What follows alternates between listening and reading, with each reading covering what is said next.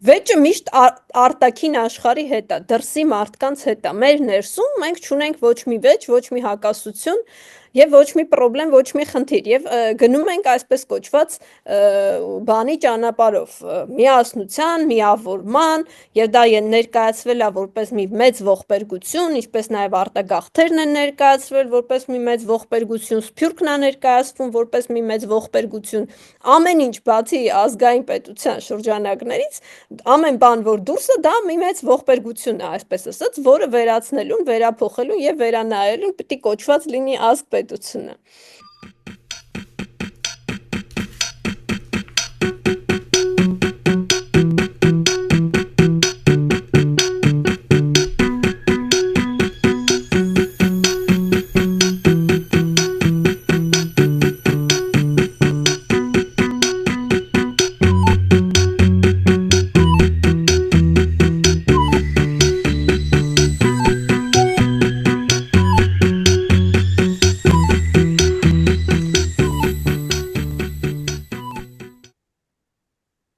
Բարև, բարի գալուստ, այլ Հայաստաններ պոդկասթին, ես ձեր համավարողն եմ Թամար Շիրինյան։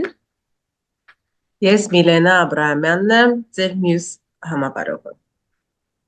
Այսօր մեր հյուրը Գայանե Այվազյանն է, շատ ուրախ ենք, որ այսօր մեզ հետ ես համաձայնվել խոսել, Գայանե, բարի գալուստ։ Բարև ձեզ, շնորհակալություն հրավիրելու համար։ Այսօր մենք հարցազրույց ենք անում Գայանեի հետ, ես կսկսեմ առաջին հարցով, որ անցյալ տարի դուք հրապարակեցիք մի հոդված վերնագրով հայոց թե Հայաստանի պատմություն,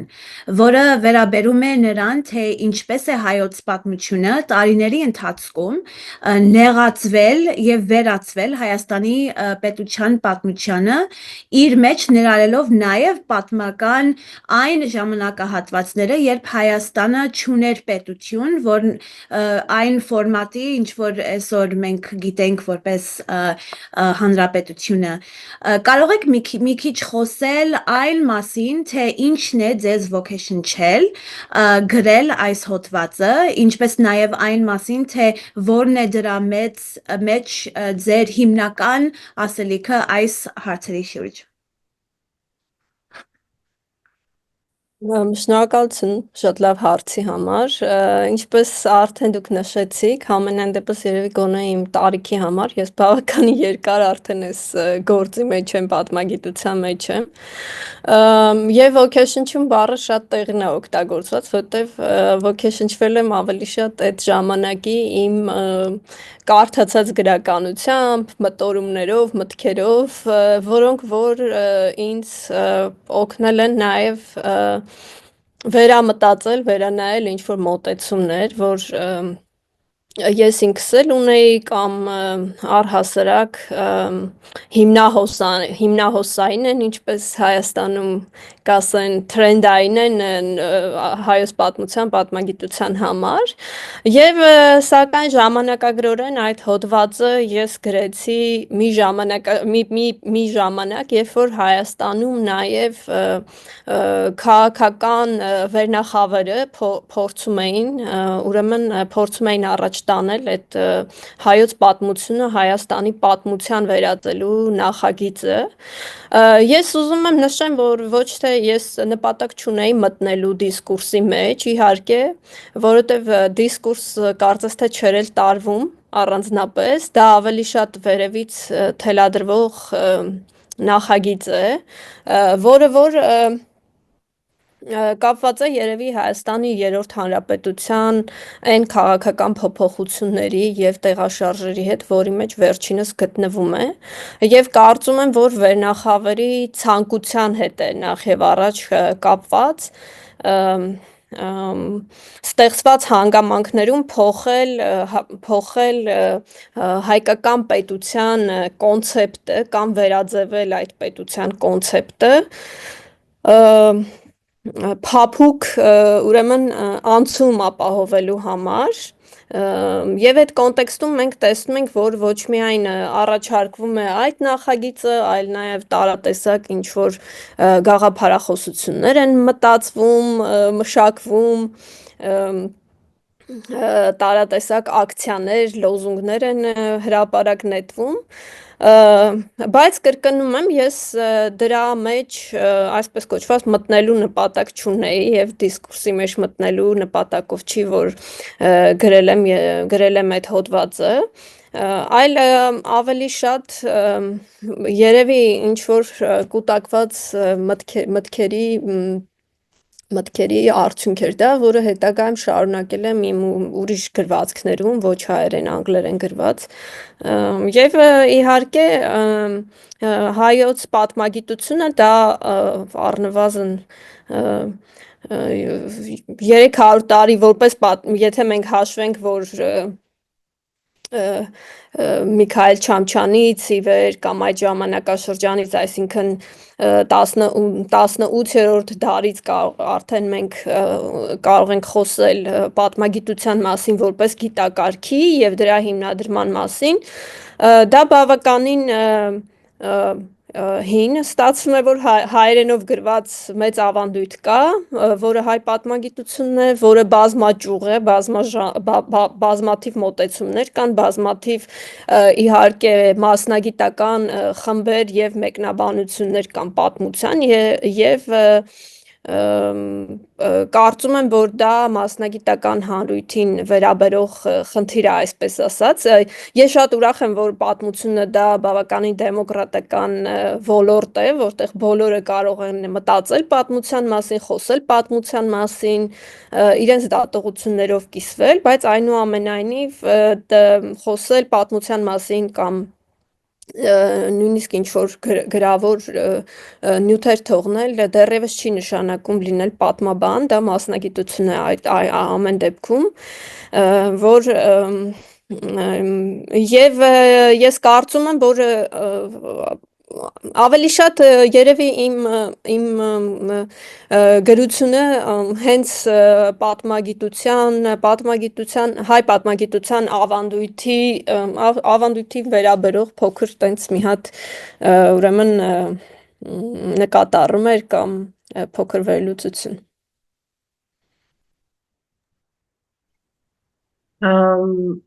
Մերսի այդ պատասխանի համար,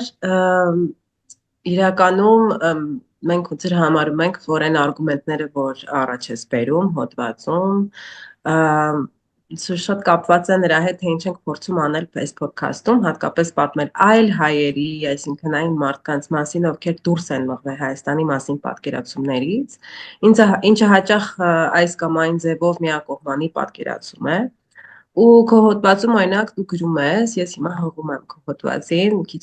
երկար մասա, բայց կարևոր է երևի ես հղել, որ հարցս կարողանամ տալ։ Ասում ես Հայաստանի Հանրապետությունում ապրում է աշխարհի հայերի 1/3-ը, այն չի հանդիսանում բոլոր հայերի կամ նրանց ճնշող մեծամասնության պետությունը։ Հայության 2/3-ը ապրում է ներկայիս Հայաստանի սահմաններից դուրս եւ մաս չի վերջինիս քաղաքացիության, ունի ուրիշ երկրների քաղաքացիություն, իրեն ճանաչում է իբրև հայ եւ անդամակցում է հայկական համայնքային կազմակերպությանը։ Հայկական նման ինքնավար համայնքներ գոյություն ունեն աշխարհի բոլոր ծագերում, հայերը համարվում են մեծ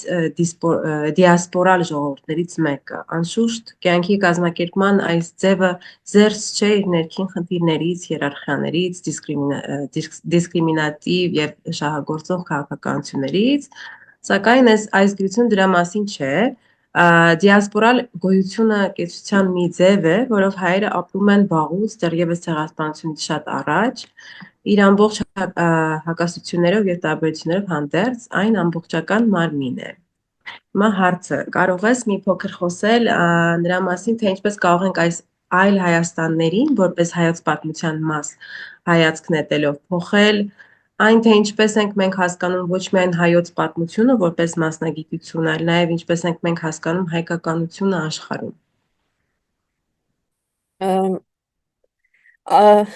Շնորհակալություն, էլի շատ լավ հարց, բայց երևի հետ գնալով Թամարի հարցին, որին գուցե ես մասամբ պատասխանեցի, եւ այդ հարցից բխեցնելով այս հարցի պատասխանը, այսինքն խոսքը գնում է պետականամետ պատմագիտության մասին կամ անգլերենով գոյություն ունի նման եզր statist historiography եւ որը նոր բան չի, այսինքն դա մի ճյուղ է, բայց դա չի նշանակում, որ դա միակ ուրեմն պատմությանը նայելու միակ այսպես ասած անկյունն է, իհարկե ոչ։ Հայաստանում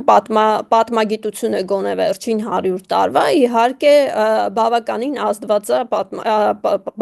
ազդված է ուրեմն այս մոտեցումից, բայց նաև անշուշտ կան ուրիշ մոտեցումներ։ Բայց ուզում եմ ասեմ, որ ընդհանրապես ուրեմն պետականության պատմությունը արդեն իսկ դրված էր հայ պաշտոնական պատմագիտության առանցքում։ Եվ ինչ որ նոր հեծանիվ հորինելու հարց այստեղ չկա, էլի, եւ դարձնել դա Հայաստանի պատմություն մի քիչ անհասկանալի է ըստ էության, դիտարկել իբրև Հայաստանի պատմություն, որովհետեւ Հայաստանի ներկայիս հանրապետությունը մենք գիտենք, որ 90-ականներից գոյություն ունի եւ մեծ հաշվով որպես պետություն, ազգային պետություն, այն գոյություն է ունեցել 1918 թվականից, այսպես ասենք։ Եվ այս կոնտեքստում իհարկե հասկանալի չի, թե Հայաստանի պատմություն ասվածը ինչա իրենից ենթադրում։ Վերջին 100 տարվա պատմություն, որ գոյություն է ունեցել ներկայիս Հայաստանի Հանրապետության 30,000 քառակուսի կիլոմետր տարածքի վրա, ընդհանրապես դա հասկանալի չի։ Եվ վերջապես սա շատ արհեստական ուրեմն միջամտություն է եւ ապապատմական։ Սա հիստորիցիզմի դեմ ըստ էության ինչ որ մի հատ քայլ է, եթե մենք գնանք որդեգրենք այս ճանապարհով, այս ճանապարհը ընտրենք, այսպես ասած, որովհետեւ կամ պիտի էլի եմ ասում, սահմանափակվենք այս 100 տարով, մնացած պատմությունը, այսպես ասած, անտեսենք, կամ ուղղակի ինչ որ մի տարածքի մեջ, բայց ինքնին այդ տարածքը լայն իմաստով ինքը աշխարհագրական, պատմական, քաղաքական, շատ ավելի մեծ պատմականորեն, շատ ավելի մեծ տարածքների հետ է կապված, եւ մինչեւ հիմա այն շարունակում է մնալ կապված, քան ասենք թե ազգային պետության սահմաններն են։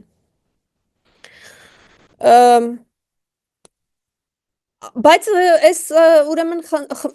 խնդիրը ոնց որ ընդգծում եմ նորից,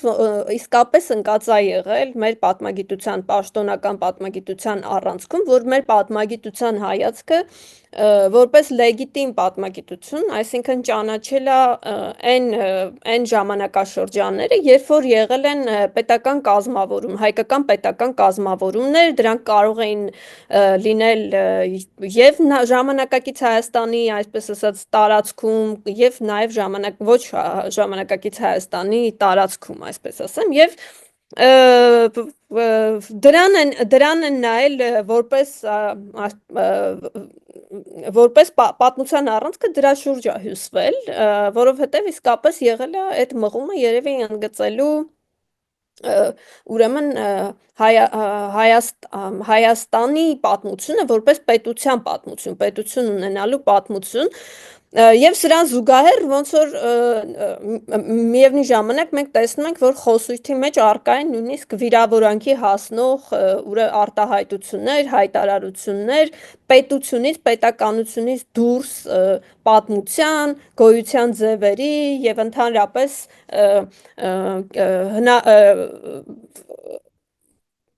մտակառույցների, այսպես ասեմ, շուրջ, էլի, որը որ իմ կարծիքով մի քիչ պիտի ուրեմն զգուշավոր լինել այստեղ, հատկապես հաշվի առնելով այն հանգամանքը, որ այո, Հայաստանի Հանրապետություն, հայ ժողովուրդը ամենամեծ դիասպորա ժողովուրդներից մեկն է եւ ուրեմն հայկական սփյուռքի պատմությունը շատ հին արմատներ ունի, շատերի մոտ կարծիք կա թերևս, որ հայոց ցեղասպանությամբ ուրեմն սկսվեց հայկական սփյուռքը, բայց հայոց ցեղասպանությամբ սկսվեց ժամանակակից հայկական սփյուռքի պատմությունը, որը իր մեջ ունի բնականաբար ենթաշերտեր, որովհետև այդ հայոց ցեղասպանության հետևանքով գոյացած սփյուռքը նաև ինքը միգրացիոն մեծ ուրեմն միգրացիոն մեծ պատմություն ունի, սկզբում Մերձավոր Արևելքի երկրներ եւ Ֆրանսիա են գնացել եւ հետո նաեւ այդտեղից գլխավորապես 60-70-ականներին պայմանավորված Մերձավոր Արևելքում տեղի ունեցող փոփոխություններով, ուրեմն գաղթել են հիմնականում Միացյալ Նահանգներ։ Եվ այս մարդիկ իրենց համարում են հայ, իրենք շարունակում են իրենց գոյությունը, համայնքային գոյությունը եւ հայ հանրության մաս են իրենց համարում, հայոց պատմության մաս են իրենց համարում եւ նույնպես պատմության ուրեմն պատմություն կերտողներ են։ Իրանք նույնպես կերտում են պատմություն, հայոց պատմությունը։ Դա իհարկե պետության ներսում չի կերտվում, դա այդ պատմությունը կերտվում է այլ պետությունների ներսում, որտեղ հայերը ենթադրենք տիտղոսային ազգ չեն։ Հայաստանի Հանրապետությունում նրանք տիտղոսային ազգ են, բայց ուրիշ տեղերում ապրող հայերը տիտղոսային ազգ չեն, ինչը նշանակում է, որ իրանք էլ կերտում են ոչ տիտղոսային հայ պատմությունը եւ մենք իհարկե չենք կարող բացառել ոչ տիտղոսային ազգի պատմությունը տիտղոսային ազգի ուրեմն պատմական նարատիվից։ Սա իմ մոտեցումն է եւ այդ մարմինը իհարկե արհեստականորեն ամպուտացիայի չենք կարող ենթարկել եւ սա մի մարմին է, որը մենք նորից գուցե թերագնահատել ենք որոշ իմաստով հայոց պատմության նման մեկնաբանությունը նորից շեշտը դնելով պետական կազմավորումների վրա կամ պետական կազմավորումների վրա, բայց ամեն դեպքում այս պատմությունը նույնպես շատ հնավանդ է, այն գոյություն ունի, այն ավանդված է գրավոր աղբյուրներում, բանավոր նյութերում եւ դուք կարող եք գնալ աշխարհի բոլոր ծագերում ման գալ եւ կգտնեք հայկական եկեղեցիներ, հայկական հետքեր, հայերի մասին հիշողություններ, հիշատակություններ, նույնիսկ եթե այդ հայերը այնտեղ չկան։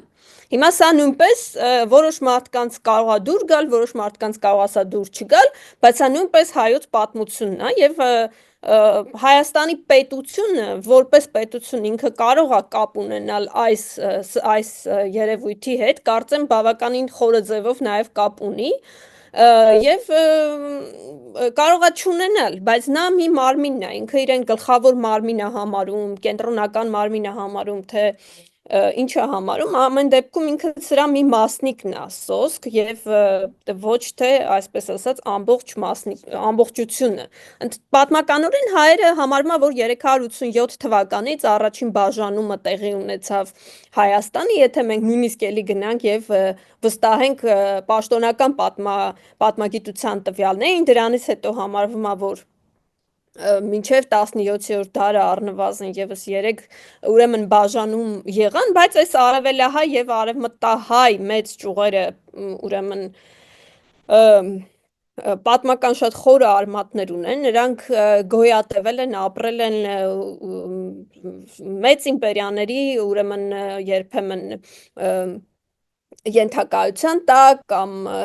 երբեմն ունեցել են ինչ-որ պետական կամ պետականանման կազմավորումներ կամ թագավորություններ երբեմն չեն ունեցել, բայց համենայն դեպս նրանք նաև ունեցել են տարբեր, ինչ ասեմ, աշխարհակարգերի կամ ինչ-որ հակոտնյա մեծ կայսրությունների նաև կապվածություն եւ որը որ բերել է նաև ուրեմն հայ համայնքի ներսում որոշակի պատմական տարաձայնությունների, խնդիրների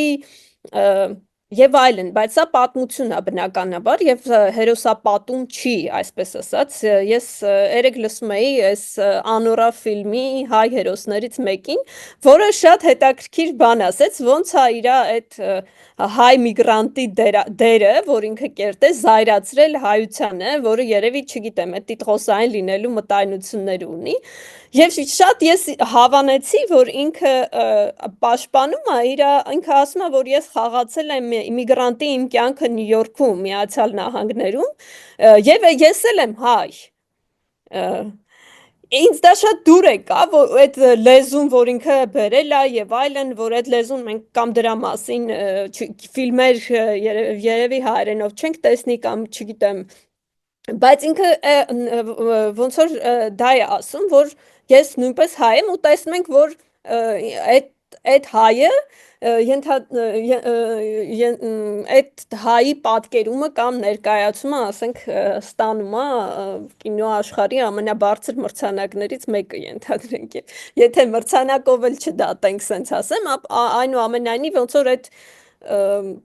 դա ինձ շատ հետաքրքիր էր այդ բանը։ Հիմա ոնց որ այս Սփյուռքի պատմությունը դրա նման մի բան լինի, էլի, որ մտածենք, որ ոնց որ օտարենք հայ պատմագիտության մարմնից, որը իհարկե ճիշտ չի։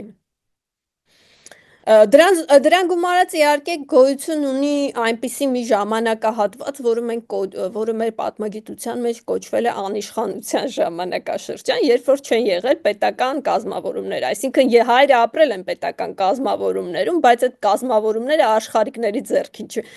այսինքն նրանք չեն ապրել աշխարհիկների հովանու ներքո, այսպես ասեմ, եւ այդ անիշխանության ժամանակաշրջանը բավականին մեծ մասն է կազմում հայոց պատմության, մոտավորապես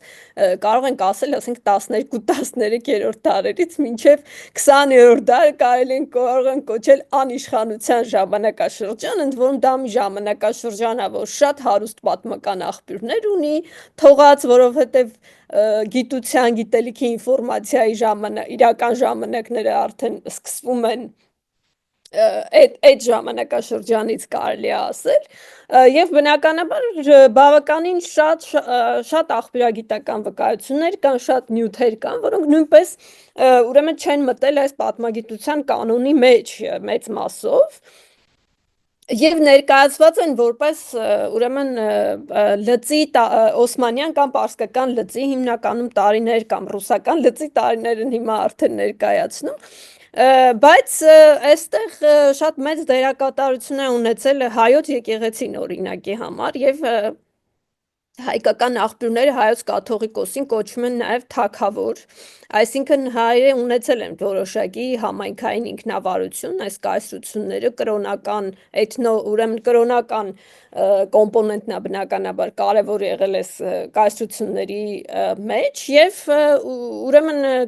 կրոնական ինքնավարություն ունեցող բազմաթիվ խմբերի կողքին հայերը նույնպես ուրեմն գոյություն են ունեցել եւ ազգային, եթե ազգային մշակույթը, գրականությունը, պատմությունը դա հայերենով գրված նյութերն են, ասենք, ունեցել են նման այդ ժառանգությունը, այսպես ասած։ Իսկ սա այո, այսինքն նույնպես գնալով են հարցին հայկական Սփյուռքի մասին, իհարկե հայկական Սփյուռք կոչվածը դա հին երևույթ է եւ մենք գիտենք, որ գլխավորապես հայերը ապրում էին ուրեմն երևի սև ծովի, միջերկրական ծովի եւ այդ Եփրատ Տիգրիս ավազանի այդ արանքում էին ապրում, բայց նաեւ գոյություն ունեին հայկական համայնքներ շատ վաղուց ի վեր եւ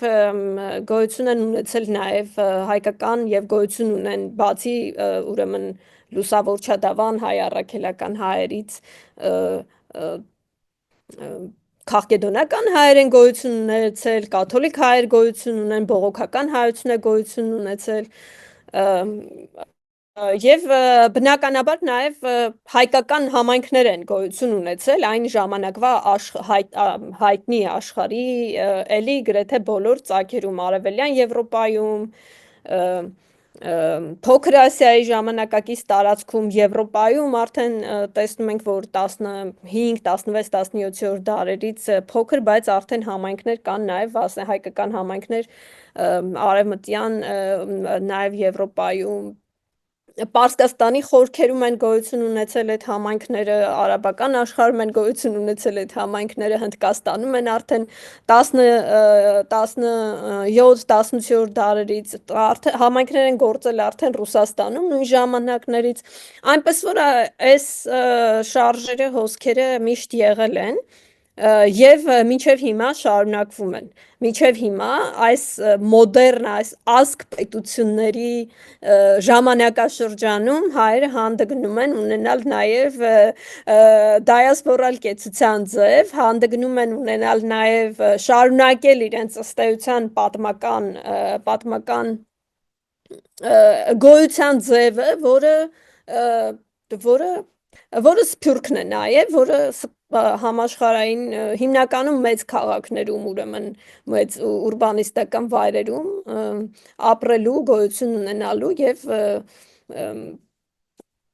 ստեղծագործելու ավանդույթը իրենք դեռ շարունակում են։ Եվ իհարկե արևելահայ եւ արևմտահայ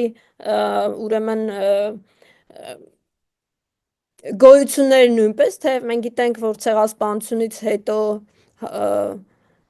արևմտահայ մշակույթը կլինի, լեզուն կլինի, մեծ բնականաբար մեծ ջարդի ենթարկվեց, բայց համենայն դեպս ի պատիվ արևմտահայության նրանք դեռևս ունեն կենսունակ կենտրոններ եւ մտածում են այդ լեզվով երեխաներին սովորեցնում են այդ լեզուն, դպրոցներ ունեն, թարգմանություն են անում, տպագրություն, թերթեր եւ այլն եւ ուրեմն շարունակում են նվիրված մնալ իրենց լեզվին։ Կարամ ուղղակի կիսվեմ, որովհետև հիմա որ sense պատմես աչքիս առաջ գալիս են այն ոնց որ փորձը, որ ես ունեմ, տարբեր որ ոնց որ որտեղ էլ որ ճանապարհորդել եմ, տարբեր տեղերում, որ համարը գրեթե ամենտեղ իրական հիմա որ sense շատ խորանամ, այստեղ չկար երևի, որ ես եղել եմ ու հայեր չեն եղել կամ չեմ հանդիպել, թե լինի Բուենոս Այրեսում, թե լինի Ստամբուլում, թե լինի Շիրինջեյում, Թուրքիայում, Իզմիրում, թե լինի Բեյրութում, թե լինի Ֆրանսիայում, Մարսեյում, տարբեր տեղեր ու ես միշտ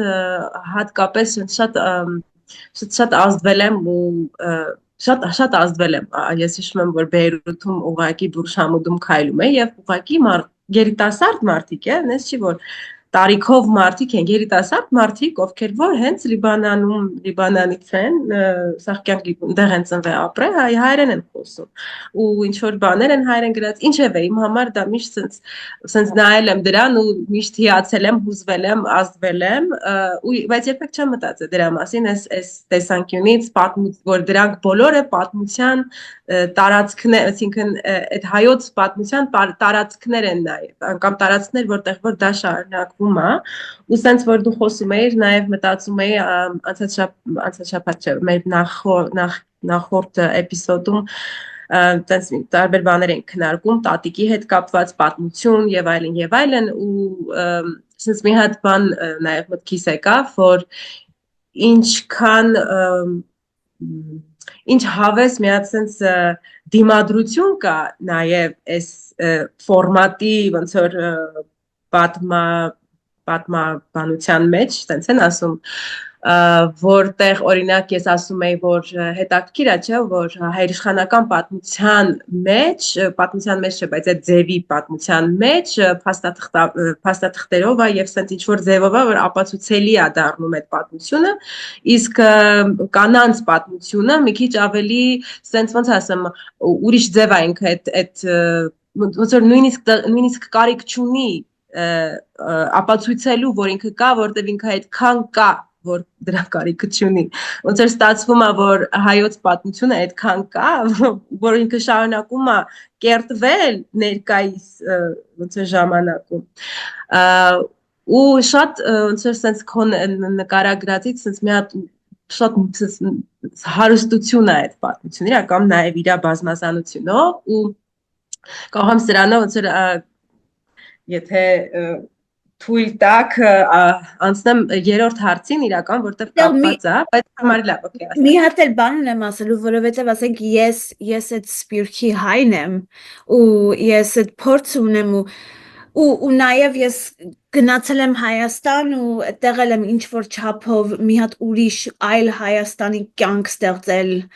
այլ հայ կյանք ստեղծել ու սենց մենակ Հայաստանը չի որ ես փորձ ունի, բայց երբ որ մենք նայում ենք Սփյուռքին, Սփյուռքը լինում է ավելի պահպանողական, քան թե պետական ազգը ու տարբեր ձևերով, ոչ թե բոլոր ձևերով, ասենք, հա, ուրեմն Սփյուռքում դու գտնում ես մի քիչ ավելի պրոգրեսիվ սենց ասած կամ լիբերալ մտքեր, ոչ թե մենակ ջահելների միջև, բայց մեծերի միջև էլ կա այն մարդիկ, ովքեր կամ ծնվել են Սփյուռքում, ասենք Եվրոպայում կամ Ամերիկայի մասնախոսքը, բայց ավելի, ասենք, այդ ազգայնականությունը ավելի կարևոր է լինում, ասենք, պաշտպանել մի հատ, ասենք, ոնց ասեմ, եզակի գաղափար, հայ լինելը ինչ է նշանակում ու ոնց պետք է այդ ամեն ինչը պահել, որովհետև սենց մի հատ վախ կա, որ եթե մենք շատ փոխվենք, եթե այդ ճիշտ հայ լինելու ձևը մենք կորցնենք, այդ կարող է լինի ճիշտ խոսալ լեզուն, կարող է լինի գրականության հետ ինչ որ ձևով ծանոթ լինել, բայց ավելի ասենք այդ բանը մտերմական կյանքի հետ կապված ոնց պետք է մարդ ապրի, ոնց պետք է մարդ հագվի ու այդ գաղափարները գալիս են ու ճնշում են, որ հայությունը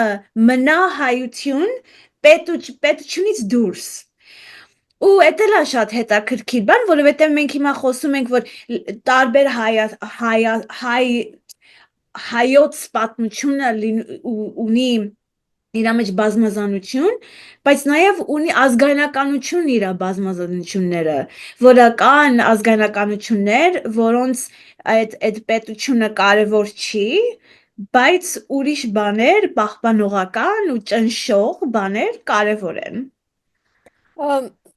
Այդ շատ հետաքրքիր դիտարկում է իհարկե եւ մինչեւ իմ կյանքի այն փուլը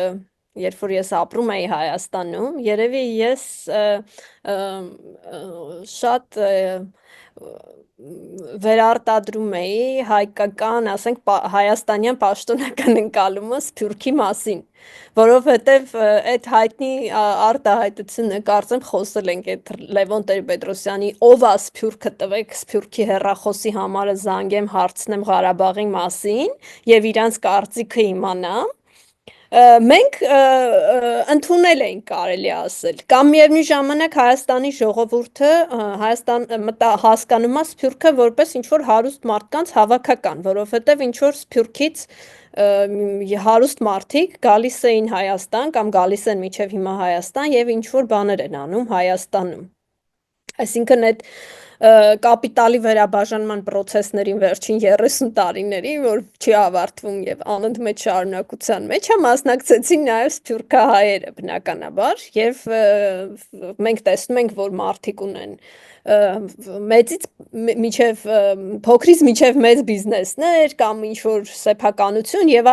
այլն Հայաստանում որը մի երևույթ է բնականաբար, որ սկսվեց,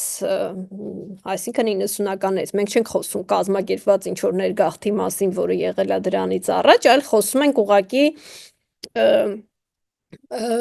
կապիտալի վերաբաժանման process-ներին մաս կազմելու մասին, որին մաս է եղել, որի մաս են ինչ-որ Սփյուռքից մարդիկ եւ Հայաստանում այդ ընկալումը կա մոտավորապես։ Միևնույն ժամանակ Հայաստանի էլի պաշտոնական մոտեցումը Սփյուռքահային հակված է ներկայացնել որպես կոնտեքստից դուրս կամ Հայաստանի կոնտեքստը չհասկացող կամ ինչ-որ մեկը, որին միշտ կարելի է խաբել եւ իրան բան անել, ուրեմն չեմ ուզում, ծաղրի առարկա սարքել կամ մի բան անել, այսպես ասած, օտար, ինչ որ աղբար, ոնց որ ասում են, բայց դա մի քիչ ավելի սովետական շրջանի իհարկե եզրույթ է, այդ աղբար բառը, որը արևմտայինում եղբայրն է, այսինքն դու չես, բայց քո եղբայրը։ Բայց սփյուռքը ինքնին բավականին բազմազան մարմին է, գոյություն ունի արևելահայերի սփյուռք, որը գլխավորապես Ռուսաստանում ապրում, գոյություն ունի արևմտահայության սփյուռք, որը գլխավորապես ապրում է արևմուտքում հիմա հատկապես Եվրոպայում, Միացյալ Նահանգներում ինչ որ խլյակներ շարունակում են գործել նաև մերձավոր արևելքում։ Ես կասեի, որ իհարկե ուրեմն սփյուռքը նույնպես հիերարխիկ մարմին է, սփյուռքում նույնպես կան ուրեմն խմբեր, որոնք որ ավելի գուցե վերևում են գտնվում, հասարակ ժողովուրդ, որը ներքևում է, բայց իմ տպավորությամբ ես կարծում եմ, որ այդ կազմակերպված գործողությունը հայություն լինելու, հայ լինելու ավելի քիչ է սփյուռքում, քան Հայաստանում է։ Հայաստանում ավելի շատ կազմակերպված գործողություն կա դրա շուրջ, սկսած նրանից, որ մենք գնում ենք մանկապարտեզ հայկական, մեզ սովորացնում են այնտեղ արդեն մեր ինքնության նորմերը, հետո գնում ենք դպրոց, այդ ամեն ինչը սովորում ենք եւ այլն եւ այլն։ Եվ պարզ է, երբ որ Հայաստանը ազգային պետություն է եւ ինքը ունի այդքան մեծ ինստիտուցիաներ, համալսարաններ, դպրոցներ, մանկապարտեզներ, արխիվներ եւ այլն, որոնք բոլորը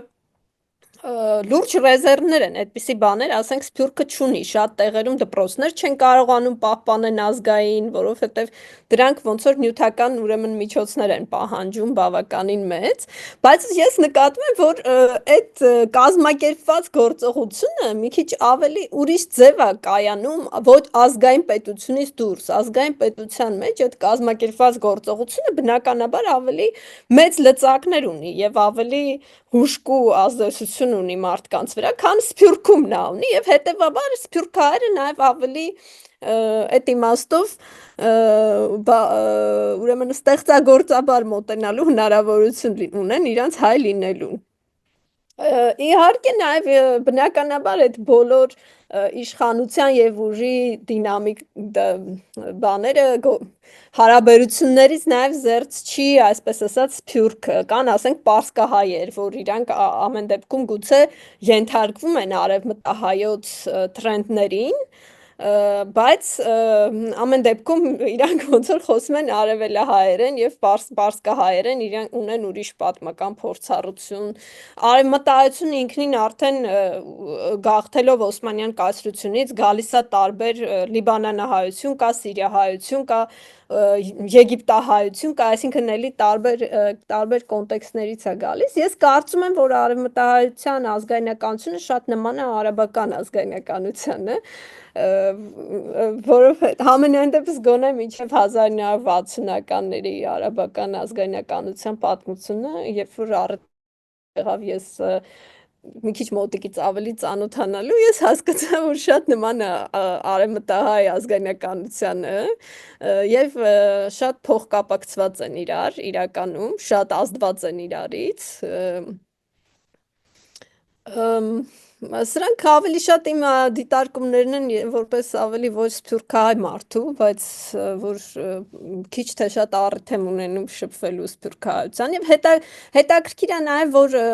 ես պատմական կոնտեքստում եմ դրա մասին մտածում, օրինակ ասենք Ամերիկայի հայությունը ոչ մի գաղափար չունի ռուսահայության մասին, ով են այդ մարդիկ, ինչով են զբաղվում, ով կա, ասենք Արմեն Ջիգարխանյան, Ֆիլիպ Կիրկորով, չգիտեմ, այդ բոլոր մարդիկ, Մարգարիտա Սիմոնյանը, նույնիսկ ոչ մեկի իրանք ոչ մեկի մասին ոչ մի տեղեկություն առանձնապես չունի։ Բայց ռուսահայությունը շատ լավ գիտի Քիմ Քարդաշյանը։ Քիմ Քարդաշյանի բոլորը գիտեն, հա, երևի Քիմ Քարդաշյանը ամենահայտնի եւ մեծ միավորող ուրեմն հայությանն է, բոլոր թևերին հայության, բոլոր կողմերին միավորող, ուրեմն ոչ պաշտոնական, այսպես ասած, անձն է, կարող ենք ասել։ Եվ իհարկե հայ եկեղեցին շարունակում է դեռևս ունենալ իր ներկայացությունները հայկական սփյուռքում, տարբեր երկրներում, տարբեր պետություններում, դա շատ հետաքրքիր կառույց է եւ Եվ այո, սրանք ուղղակի գուցե սխալ, բայց իմ որոշ դիտարկումներ են։ Բայց ասեմ, որ նաև Սպիրկում կան շատ ավելի ազգայնական ճնշող խմբեր, կուսակցություններ, օրինակ ես որ փոքր էի, իմ պապան, ով ազգայնական չէր, ոչ մի կերպով ինքը ազգայնական չի, բայց մեզ ուղարկել էր դաշնակցության ճամբար, որ մենք հայ լինենք, սենց ասած, որովհետև ուրիշ միջոց չկար մեր մոտ հայ լինելու, ասենք մեր կյանքը Գլենդելում չէր ու Հոլիվուդում չէր, այդ տարածքներում չէր, որ լիքը հայեր կային, իմ դպրոցում կային հայեր, բայց պապաս ինչ որ չափով վախենում էր, որ ես ու իմ քույրիկս կմեծանայինք ոչ մի բան չիմանալով Հայաստանի մասին ու մեզ ուղարկել է դաշնակցության ճամբար ու ես այդտեղ ամենածայրահեղային ազգայնականություններ եմ սովորել, որ հետո, ասենք, ու լիքը սխալ բաներ աշխարհի մասին, որ հետո ես մի քիչ սենց անցնելով ես պետք է մոռանայի ու պետք է սովորեի, որ ինչ որ այդ սխալները, բայց նաև այդ ազգայնականությունը մտցնում է այդ սպյուրքի մեջ ու շատ ջահել մարդիկ Սպիրկում գնում են այտենց ճամբարների, այտենց կազմակերպիչ կուսակցության ճամբարներ ու այտենց բաներ։ Այո, որովհետև այդ միջոցները քիչ են, սուղ են, այսինքն դա նաև քիչ ընտրություն ունենալուց է գալիս եւ իմ կարծիքով ոնց որ հայությունը Սփյուռքում եւ հայությունը Հայաստանում դրանք շատ տարբեր բաներ են իրարից, նաև հենց այս միջոցների եւ հնարավորությունների կոնտեքստում։ Դրա համար օրինակի համար այս հարցը այս կոնտեքստում էլ պիտի դիտարկել, որ Հայաստանը մի երկիր է, որը ունի ազգային դպրոց, համալսարաններ, մեծ արխիվներ, իհարկե դրանք միայն Հայաստանում չեն, ուրիշ տեղերում էլ կան այդ ամեն բանը, բայց ամենամեծը, ուրեմն շատը երևի աշխատանքը այդ իմաստով արվել է Հայաստանում եւ Հայաստանը իր բոլոր սոցիալական, քաղաքական ամենատարբեր խնդիրներով հանդերձ շարունակում է մնալ այդպիսին։ Եվ իհարկե այդ իմաստով նաև շարունակում է լինել պատասխանատու, այսպես ասեմ, որ այդ հարցերը ուրեմն նման հապճեպ եւ հապճեպ ձևով չլուծվեն հանկարծ, եթե իհարկե այդ ամենը կիրագործվի։ Շնորհակալ ենք, անցնենք հաջորդ հարցին, որ կապիտալիզմի ու նեոլիբերալիզմի մասին դուք արդեն նշեցիք ձեր մյուս պատասխանների մեջ, որ կապիտալիզմը մեծ դեր է խաղում հայկական ու Հայաստանի պատմաբանության մեջ, կխոսեք մի քիչ ինչ դեր է այդ կապիտալիզմը ու նեոլիբերալիզմը խաղում այդ դերի մեջ, ասենք ազգային պատմաբանության մեջ ու նաև ոնց եք այդ հարցը նայում ձեր հոդվածի մեջ։ Կարծում եմ, որ երևի մասնավորապես կապիտալիզմը ասվածը երևի կապիտալիզմը որպես առհասարակ մոդեռնիզմը, որը կարող ենք համարել կապիտալիզմի զարգացման համար շատ ուրեմն բարենպաստ ժամանակաշրջան է, այսպես ասած,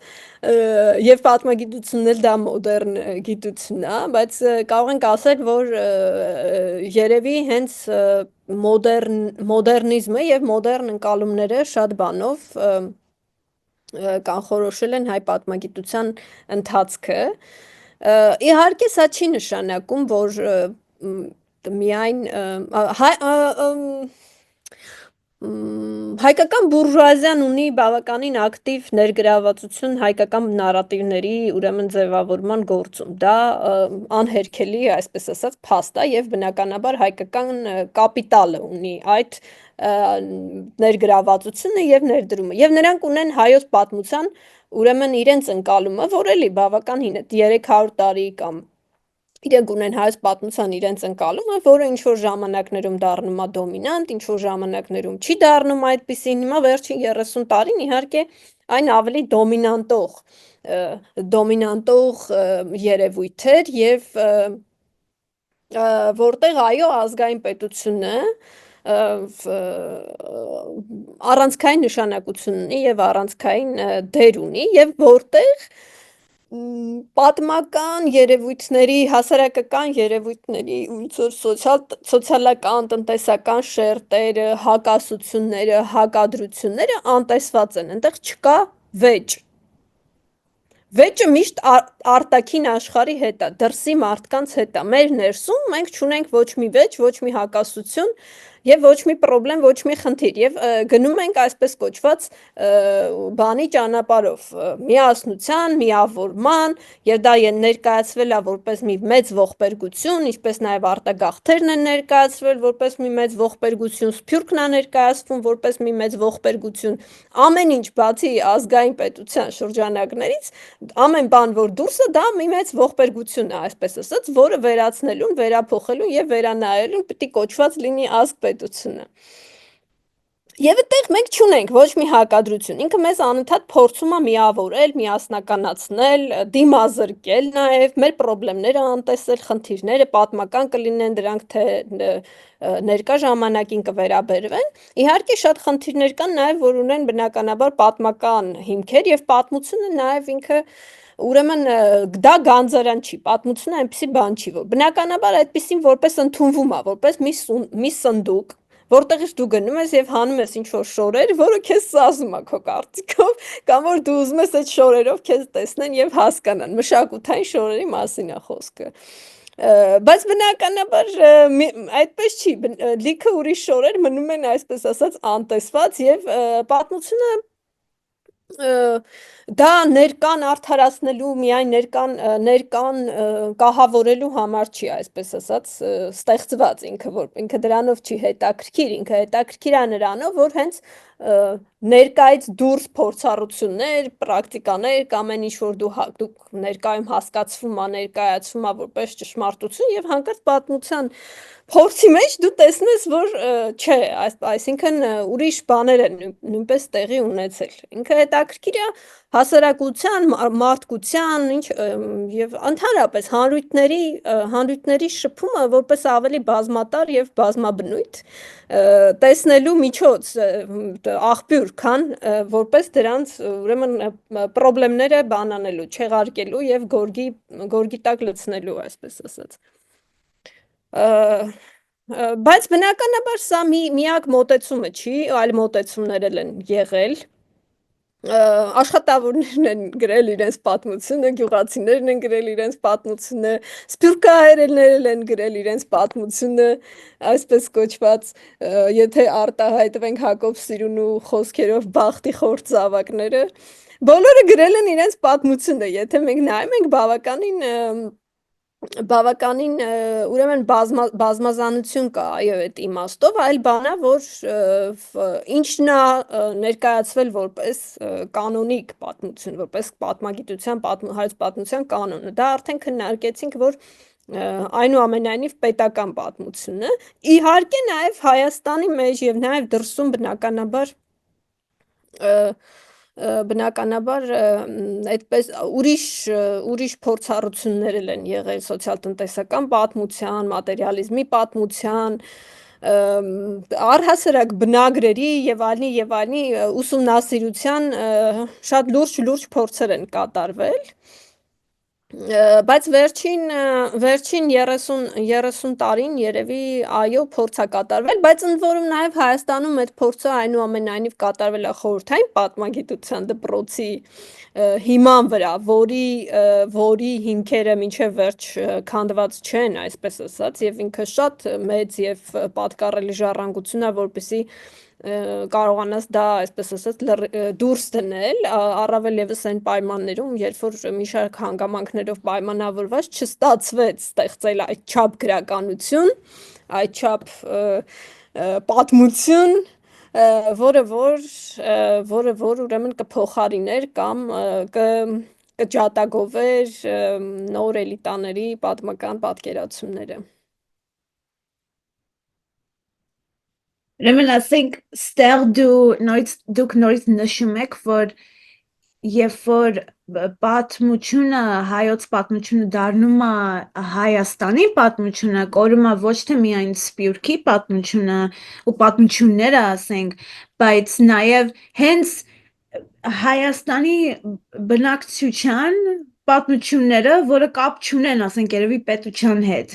Այդ մեծ լայն, ասենք, էլիտայի պատմությունը չի, այդ հայոց պատմությունը հենց Հայաստանում, որ ունի պետություն։ Լիքը ուրիշ բաներ դուրս են մնում դրանից։ Հա, անշուշտ այդպես է։ Ուղղակի տեսեք, մի հատ բան ասեմ, որ նույնիսկ կապիտալիզմը, եթե որը շատ լայնորեն իհարկե զարգանում է ինֆորմացիայի եւ գիտելիքի շահագործման ճանապարհով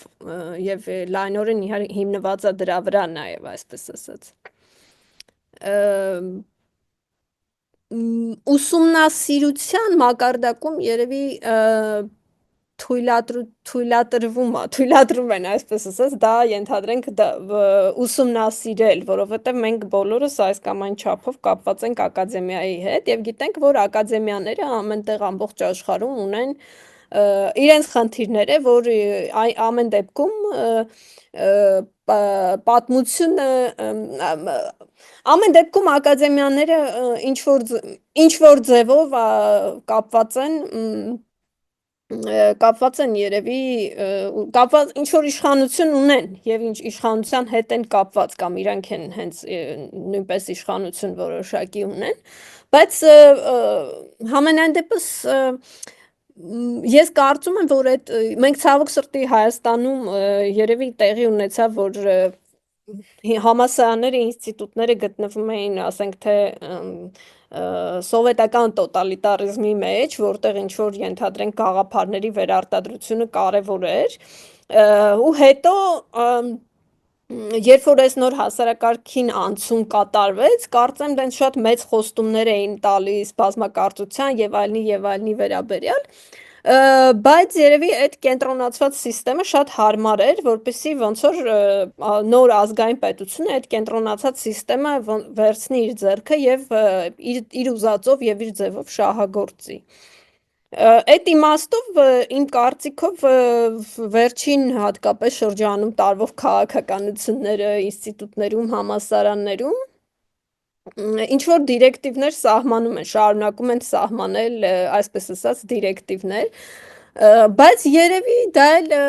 հայկական կապիտալիզմի եւ նեոլիբերալիզմի թուլության նշանն է, որ իրանք փորձում են լինել ուժեղ, որովհետեւ ես կարծում եմ, որ գուցե ինչ որ ինքնահաստատվելու խնդիր կա ինչ որ ձևով ինքնահաստատվելու մի միջավայրում, որը արդեն մենք նշեցինք եւ իհարկե սրա մասին հատորներ կարելի է գրել եւ խոսալ այս բոլոր բազմազանությունների մասին, որտեղ գուցե կարելի է իրական դեմոկրատիան տեսնել եւ ինչ որ իրական grassroots շարժումները տեսնել նման գոյության նման ձևի մեջ եւ նման ուրեմն բազմազանությունների մեջ ամեն դեպքում Ես կարծում եմ իրանք ավելի շատ իրենց թուլությունն են ցույց տալիս, քան թե ցույց են տալիս ինչ որ մի ուժեղություն, որովհետև փորձ է կատարվում ավելի այդպես տենց ինչ որ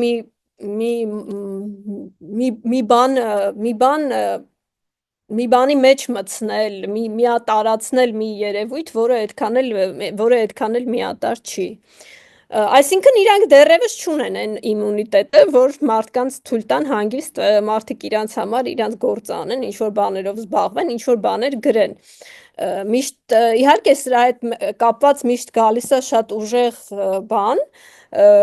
հուզումնալից իրավիճակ է ցանկացած հետազոտողի համար առաջանում եւ այդ ճնշումը, բայց ամեն հետազոտող ինքը պետք է մտածի, որ այդ ճնշումը գալիս է թուլությունից, այսինքն ինչ որ մի բան խախտվել է, ինչ որ միտեղ, ինչ որ մեկի հիմքերը շատ թույլ են։ Հետևաբար ինքը տենց ամբողջ թափով փորձում է ճնշել։ Եվ ես կարծում եմ, որ հայկական կապիտալիզմը եւ նեոլիբերալիզմը այդ իմաստով թույլ են, որովհետեւ իրանք շատ մի տեսակ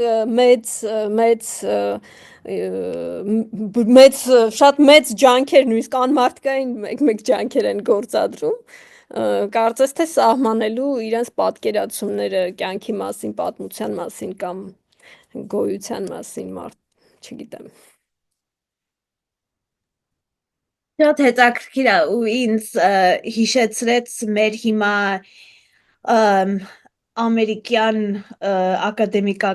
ակադեմիական խնդիրները, որ ասենք ասենց ճնշում կա, որ ինչ որ հարցերի շուրջ չգրենք, չխոսանք, բայց էդ էլ է գալիս իրենց թույլություններից, որ չեն կարողանում ինչ որ ձևով զսպել կամ վերահսկել գիտությունը ու ոնց ասեմ consciousness, որ հիմա մարդիկ ասենք իմանում են ինչա կատարվում աշխարհում առաջին անգամ շատերի մոտ։ Այո, այդ բանը ես նաև դրա հետ կապված հենց ասել եմ էլի, ինչ որ տեղական քննարկումներով եւ այլն, որովհետեւ գուցե երբ որ ինձ թվում է, որ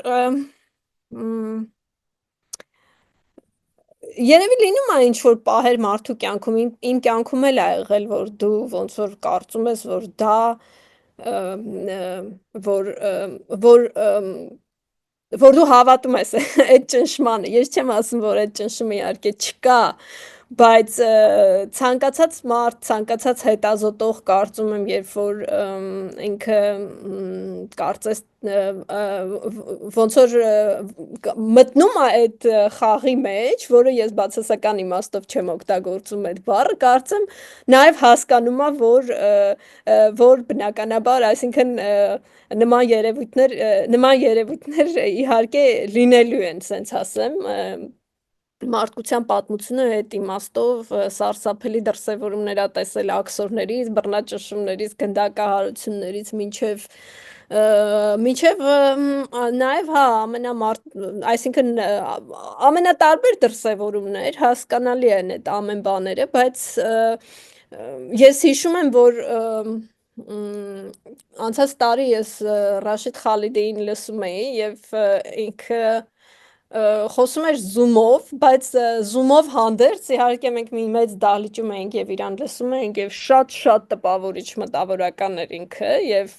շատ տպավորիչ էր շատ լսել իր խոսքը եւ ինքը ես հիշում եմ, որ ինքը ասում էր, որ սա քաղաքականությունն է։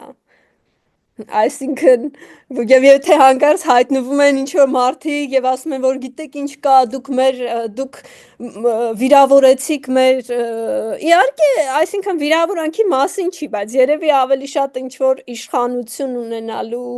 իլյուզիաներ կամ իշխանությունը երբեք բացարձակ չի եւ չի կարող լինել, էլի, այսինքն եւ այս նաեւ մեր կոնտեքստում, երբ որ դիտարկում ենք, որ ես վերջերս մի քիչ տենց ինչ որ մի հատ ռևյու էի անում հայ պատմագիտության եւ մեկ էլ հասկացա, որ իրականում բավականին բազմազանություն կա եւ դա միայն հայ պատմագիտության մեջ չի։ Գուցե որոշ ուժերին թվացել է, որ ենթադրենք դասագրքեր իրան գրեցին եւ իրանք ասեցին ինչ որ պետք էր ասել, ակադեմիական հրատարակությունները իրան գրեցին եւ ուրեմն դա այսպես ասած կմտնի մարդկանց ուղիղների մեջ եւ կդաջվի որպես անհերքելի ճշմարտություն, բայց այդպես չի, մարդիկ ամեն դեպքում սերունդներով աշխատել են եւ իրար գործը շարունակել են եւ այդպես էլ պիտի լինի։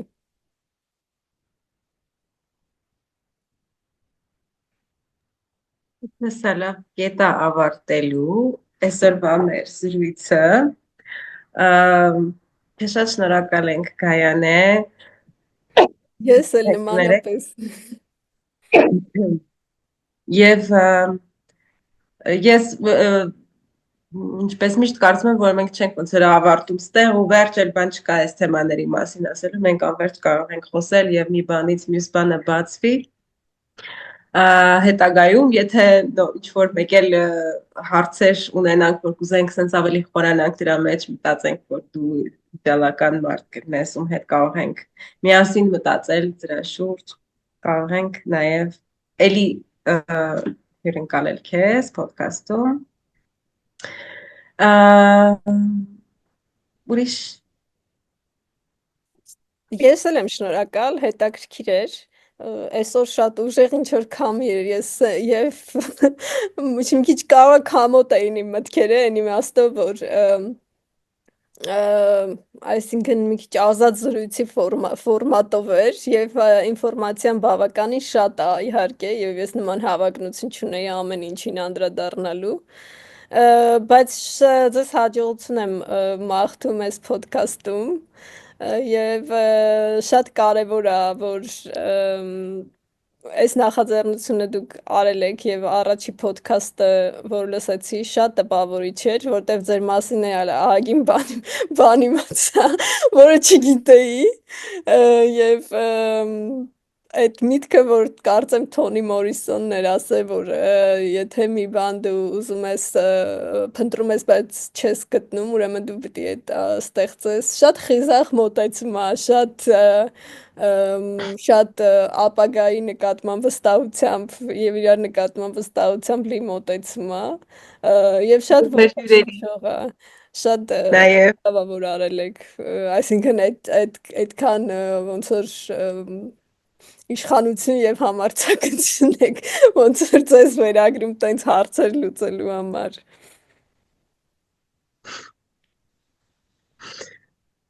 շատ հաճելի էր Գայանը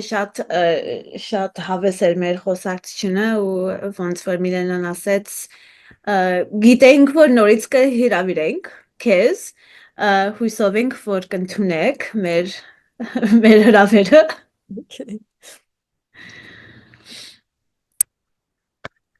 մեր հաջորդ էպիզոդը կլինի ապրիլ 4-ին շատ շնորհակալ ենք բոլորին, որ եկաք, որ լսեցիք, որ այս վիդեոն նայեցիք։ Ես իշխանություն բառը սխալ օգտագործեցի։ Ուժ եւ համարձակություն, ուժ եւ համարձակություն։ Ես էլ մի պահ ասում եմ, որովհետեւ պիտի Միլենան գնար եւ բան աներ դրա մասին մտածեր։ Ես այդ բառը սխալ օգտագործեցի, ուժ եւ համարձակություն։ Այ Գայանե։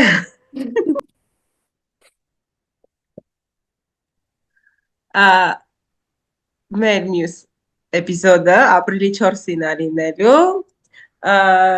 անակնկալ է նույնիսկ մեր համար ինչի մասին է լինելու մենք հենց սկզբից ես Թամարին ասում էի այս ոդքասթը պետք է լինի փանկ եւ DIY եւ մենք շարունակում ենք այդպես ուժ եւ մյուս բառը ինչ էր համարձակություն շնորհակալություն մեր հետ լինելու համար կտեսնվենք Stay tuned.